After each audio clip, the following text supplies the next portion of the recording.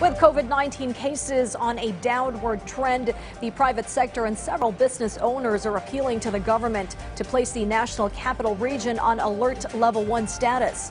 The president's advisor for entrepreneurship echoed this call as we hear more from Naomi Tiburcio.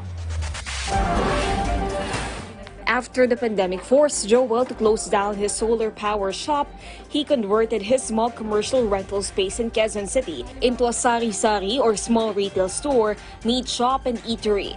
During the first enhanced community quarantine or ECQ in 2020, he shared that his sales were up. His business is not doing well lately. Kung makikita mo beforehand, food lang kami, meat lang. Ngayon para na kami lahat na ng klase kasi lahat na ng pangangailangan dito bumibili. Ngayon, nung sinasabing ang nagkahigpitan, humina din kami. Habang tumatagal, kumonti yung, nakita mo yung budget ng mga tao, lumiit. So, humina yung negosyo. In order to return lost jobs and increase spending of his customers, Joel is hoping NCR will be placed under Alert Level 1. Meanwhile, water refilling station employee Rico is also hoping for the same thing, as some areas still impose restrictions which are affecting their business. Sana ibaba na sa level 1 po, para sangayon po, para po yung siyempre may papakain din sa pamilya, mga trabaho, tsaka naman po, doble ingat, tsaka vaccinated na po lahat eh. Mahina din po kasi yung iba, mahigpit din po, yung hindi kami makapasok, yung mga masisilan po na subdivision. Aside from small business owners and employees, the private sector is collectively appealing to place NCR under Alert Level 1. Presidential Advisor for Entrepreneurship Joey Concepcion says it's about time the IATF allows the resumption of operations of all industries. I think we're headed for, very clearly for opening up the economy to Alert Level 1. I'm sure about that.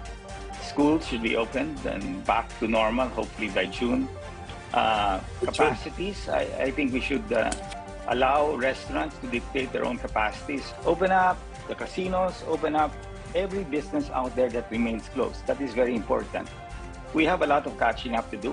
Secretary Concepcion is worried about the country's debt, which is getting out of hand. At present, the country's debt to GDP ratio is at 60.5%, just above the international threshold. The increasing debt will be offset by the increase in government revenue through tax collections, which may be realized under Alert Level 1. Our debt is going to balloon because of all of these efforts that we've been doing to save our people's lives. We have bought a lot of vaccines, testing equipments, and the list goes on. And that is not going to stop because booster shots will be needed on a regular basis. The National Economic and Development Authority, or NEDA, earlier said that 145,000 jobs per week may open up if NCR is placed under Alert Level 1. Naomi Tiburcio for The Nation.